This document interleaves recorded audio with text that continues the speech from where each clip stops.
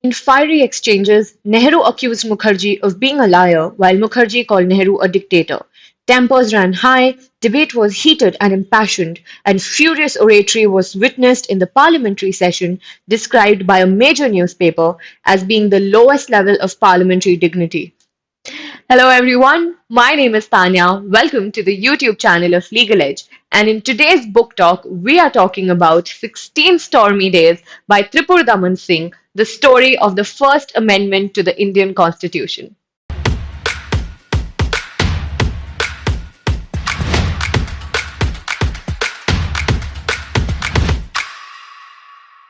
So, for all those of you who might not be familiar with the First Amendment Act of 1951 was, or why is it so relevant when studying the Indian Constitution, let me give you a little bit of context. So, at that time, this bill was proposed merely 15 months later of the Constitution being adopted.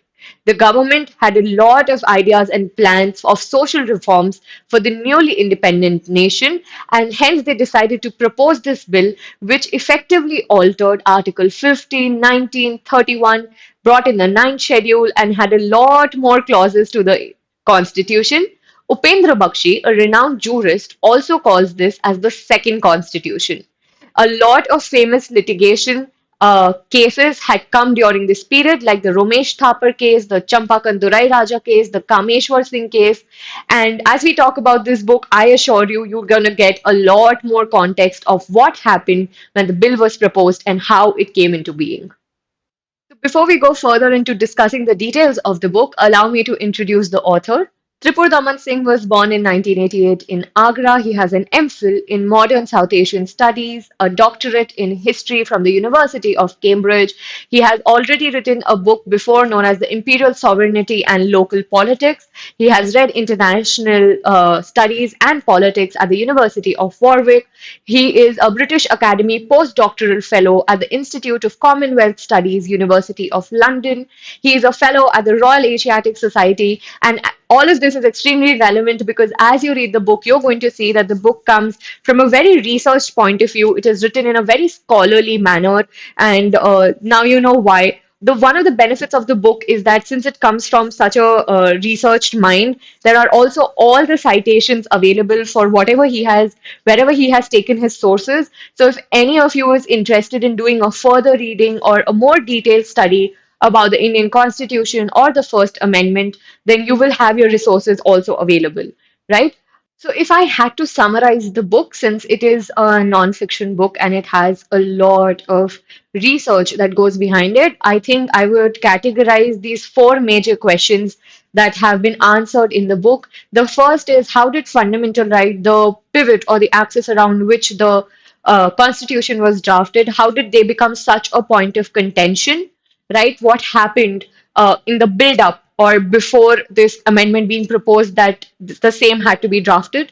The second thing was what happened with the government and the people and all the participants of the parliamentary committee back then, because a lot of them were also part of the constitution making process back then. This book has voices from Ambedkar and Patel and Nehru and a lot more people who were part of the creation of constitution process. So what happened at that time that the government had to propose this amendment merely 15 months of the constitution actually being adopted? The third thing it answers, it talks about it. Who were the people who were pro or in favor of the amendment coming into action or it being enforced, and who were the people who were dissenting against it, who were not in favor of it, and what were the reasons why?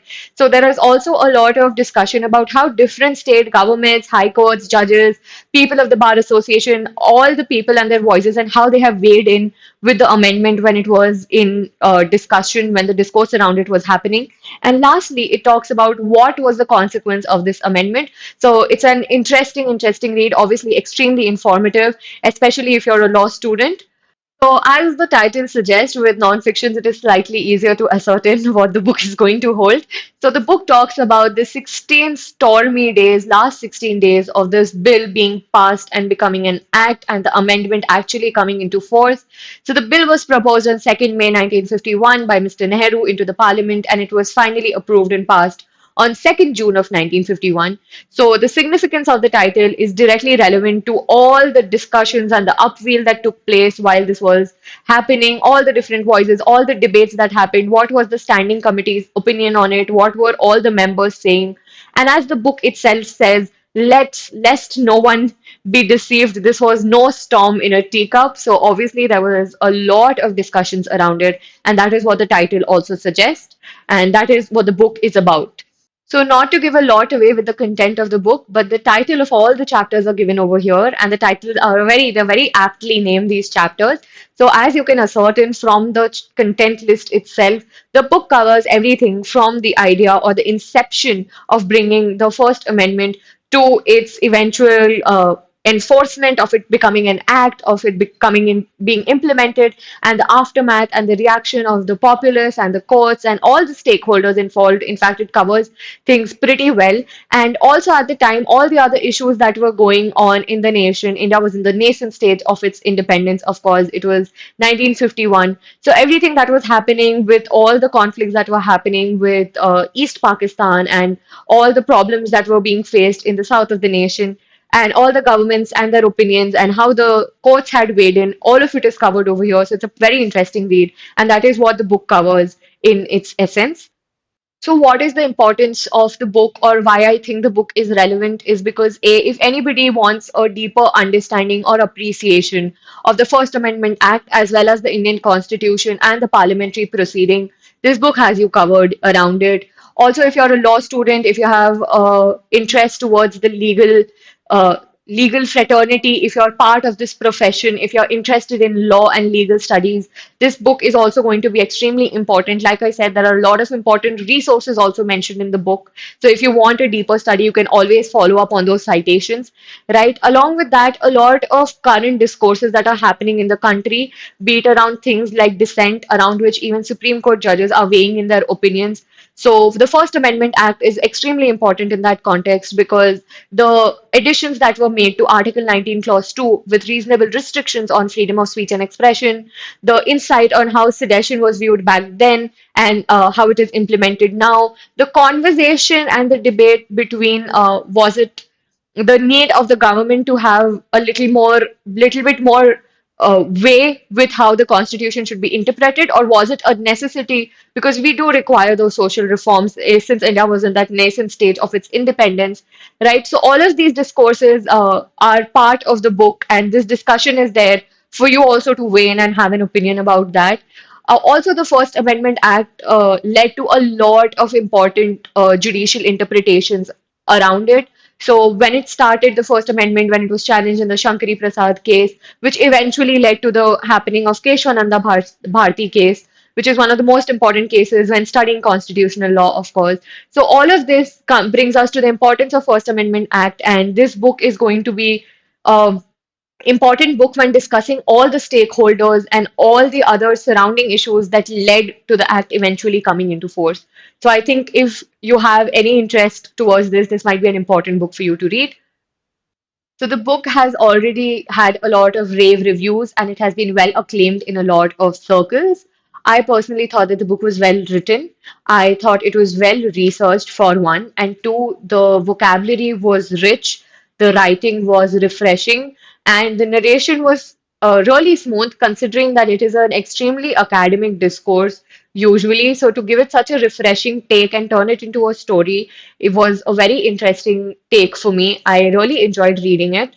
And I did think that even though the book covers everything from scratch till the aftermath of the First Amendment, I still feel that for people who are new to this as a concept or who have not before been familiarized with a lot of legal terminology, they might find it slightly difficult to wade through the book. But overall, it is definitely an interesting read. Now, whether you agree with the author's stance or not on a lot of things in the book is something that I invite you guys to share with us. So please do make sure that if you've read the book, you leave your comments down in the comment box. And if you haven't, then I implore you to give this book a spin, at least from a law student's or a law aspirant's point of view. This is going to be an interesting read. And I thank you all for sticking to the end of the video. If you like such content, please make sure that you like the video and you subscribe to our YouTube channel. Also follow us on our social media handles of Telegram, Instagram, and Facebook. We keep churning such interesting content for you guys. You can call the number on screen. It is the one-stop contact for all questions Legal Edge. And we're going to see you here again next time. Thank you so much.